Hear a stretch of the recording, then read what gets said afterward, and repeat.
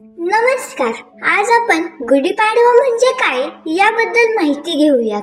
चला तर मग व्हिडिओला सुरुवात करू. गुढीपाडवा हे भारतीय नववर्षाचे आरंभ दिन आहे, ज्याचं महत्त्व महाराष्ट्रात विशेष आहे. हे सण हिंदू पंचांगानुसार चैत्र महिन्याच्या शुद्ध प्रतिपदेला म्हणजेच मार्च किंवा एप्रिल महिन्यात येते. गुढीपाडवा म्हणजे गुढी किंवा ध्वज किंवा झेंडा उभारण्याची परंपरा जी घराच्या उंच ठिकाणी उभारली जाते.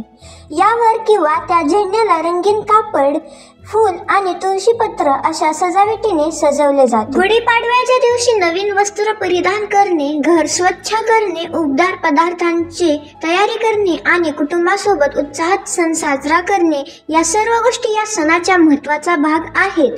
या दिवशी एक खास पारंपरिक पदार्थ असतो ज्याला सांगरी किंवा पंढरपुरी म्हणून ओळखले जाते.